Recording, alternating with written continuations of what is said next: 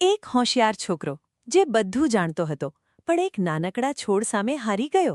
આખિર શું થયું એવું કે તેનું ગમલું સુકાઈ ગયું? જાણો આ દિલને સ્પર્શી જતી વાર્તામાં. અભિનવ અને તેનું છોડ. ગુલાબી નગરમાં અભિનવ નામનો એક હોશિયાર છોકરો રહેતો હતો. તે પોતાના ક્લાસમાં સારા માર્ક્સ લાવતો હતો અને તેથી તેને લાગતું હતું કે તે શહેરનો સૌથી સમજદાર છોકરો છે. એક દિવસ સ્કૂલમાં શિક્ષકે બધા બાળકોને બોલાવ્યા અને કહ્યું કે દરેક બાળક એક નાનું છોડ પોતાના ઘરે લઈ જશે અને 1 મહિના સુધી તેની સંભાળ રાખશે. શિક્ષકે સમજાવ્યું કે છોડને રોજ પાણી, ધૂપ અને પ્રેમ જોઈએ છે. શિક્ષકે પ્રેમથી કહ્યું કે અક્કલ ત્યારે જ કામની બને છે જ્યારે તેની સાથે જવાબદારી પણ હોય. અભિનવે મનમાં વિચાર્યું કે આ તો બહુ સરળ છે. છોડ તો પોતે જ વધી જાય છે.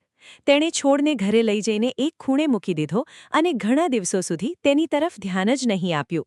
જ્યારે છોડ સુકાવા લાગ્યો ત્યારે પણ તેણે તેને ગંભીરતાથી નહીં લીધું. બીજી તરફ તેના મિત્રો રોજ પોતાના છોડ સાથે વાત કરતા, તેને પાણી આપતા અને સારી રીતે તેની સંભાળ રાખતા રહ્યા. 1 મહિના પછી સ્કૂલમાં બધા બાળકો પોતાના લીલા છોડ લઈને આવ્યા, પરંતુ અભિનવનો છોડ તો સુકાઈ પડ્યો હતો. શિક્ષકે કહ્યું, જ્યારે મેં તમને છોડ આપ્યો ત્યારે કેટલીક વાતો પણ કહી હતી, પરંતુ તમે તેને ધ્યાનથી નહીં સાંભળી. પરિણામે તમારું છોડ સુકાઈ ગયું. અભિનવને પોતાની ભૂલ સમજાઈ ગઈ. તેણે શીખ્યું કે જવાબદારી વગર જ્ઞાન અધૂરું છે અને તેણે શિક્ષક પાસે માફી માંગી.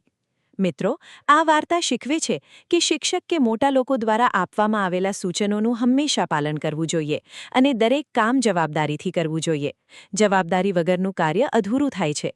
જે પણ કામ કરો એ પૂરા ખંતથી અને જવાબદારી સાથે કરવું જોઈએ, ભલે એ અભ્યાસ, બિઝનેસ કે તમારું જીવન હોય. કોઈપણની વાત ખાલી સાંભળવી એટલું જ નહીં, પણ તેનું અનુકરણ પણ કરવું જરૂરી છે. ત્યારે જ 100% સફળતા મળે છે. જો તમને આ વાર્તા ગમે તો વિડીયોને લાઇક કરો, કમેન્ટ કરો અને ચેનલને સબસ્ક્રાઇબ કરવાનું ભૂલશો નહીં. તમારા મિત્રો અને પરિવાર સાથે જરૂર શેર કરો.